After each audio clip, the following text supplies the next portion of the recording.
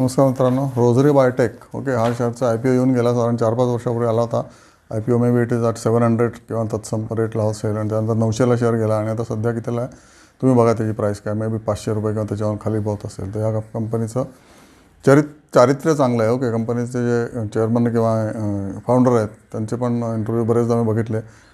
DNA उत्तम आहे कंपनीचा. इक्विटी 11 कोटी आहे, फेस व्हॅल्यू 2 आहे, ROC 16% आहे, ROE 12% आहे, P/E 21 आहे. ओके, आणि सध्या शेअर जवळजवळ अर्धा झाल्यामुळे हा शेअर मी स्टडी करायला घेतला तर 1500 रुपयावरून हा शेअर आता मे बी 500च्या सुमारास आला असेल. मग की शेअर किती पडतो त्याचं उत्तम उदाहरण आहे. 30% पण शेअर खाली पडतो चांगला असला तरीसुद्धा. कारण शेअर्सचे दिवस चांगले आणि वाईट कसे येतात तर त्याला तुम्हाला मी सांगितलं बरेचदा. रॉ मटेरियल महाग झालं, डिमांड संपली, कुठेतरी काय ॲक्सिडेंट झाला, ट्रम्पनी टॅरिफ लावलं किंवा प्रोडक्ट क्वालिटी चांगली नाही आहे, रिजेक्ट झाली किंवा चायना कॉम्पिटिशन वगैरे वगैरे. ओके, तर ह्या कंपनीचा एकच प्रॉब्लेम आहे, कंपनी डिव्हिडंड मात्र 2%च देते. ओके, प्रत्येक वर्षी डिव्हिडंड गेल्या 4 वर्षात 3%, 3%, 2%, 2%. त्यामुळे ऑपरेटिंग कॅश फ्लोचा प्रॉब्लेम आहे किंवा त्यामुळे डिव्हिडंड देत नसावी कंपनी. तुम्ही बघा ऑपरेटिंग कॅश फ्लो आहे का नाही. नेट प्रॉफिटच्या ॲटलीस्ट 60-70% तरी ऑपरेटिंग कॅश फ्लो असायला पाहिजे, नाहीतर त्या कंपनीचे जे प्रॉफिट्स आहेत ते कस्टमरकडे बसले आहेत किंवा इन्व्हेंटरीमध्ये बसले आहेत. ओके, अकाउंट रिसिवेबलमध्ये बसले आहेत किंवा इन्व्हेंटरीमध्ये बसले आहेत. ओके, इक्विटीचे 11 कोटी आहे फक्त सांगितलं तुम्हाला.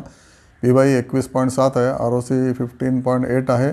डेट ह्या कंपनीचं सप्टेंबरला 353 करोड आहे, त्यामुळे डेट चांगलंच आहे. एक्सपान्शन करतात असं म्हणतात हे लोक, पण मार्केटची प्राईस अट्रॅक्टिव्ह दिसते मला. याच्यात दहेजला प्लांट आहे आणि बऱ्याच ठिकाणी इतर ठिकाणी पण याचा प्लांट आहे.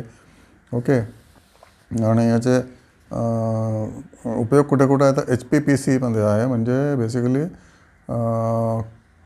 होम पर्सनल केअर आणि परफॉर्मन्स केमिकल्स, त्याच्यामध्ये याचा उपयोग आहे या कंपनीच्या प्रोडक्टचा. त्यानंतर TSC म्हणजे टेक्स्टाईल स्पेशालिटी केमिकल्स, त्याच्यामध्ये या कंपनीचा उपयोग आहे.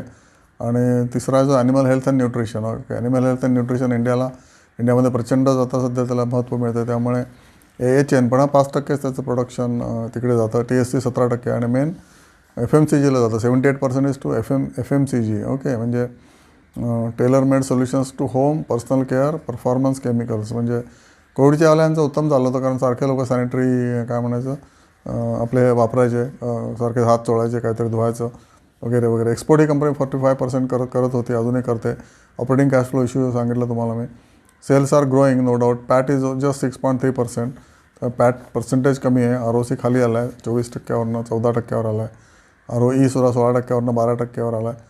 आणि एडवर्ड मेनेझिस हे जो चेअरमन आहे आणि चारी हे दोघं मॅनेजिंग डायरेक्टर, दोघंही कंपनी चालवतात. रोजरी बायोटेक बघा, तुम्हाला ॲन्युअल रिपोर्ट वाचा आणि मगच ठरवा काय करायचं. तर शेअर 30% काय 50% खाली आलेलं आहे. ओके.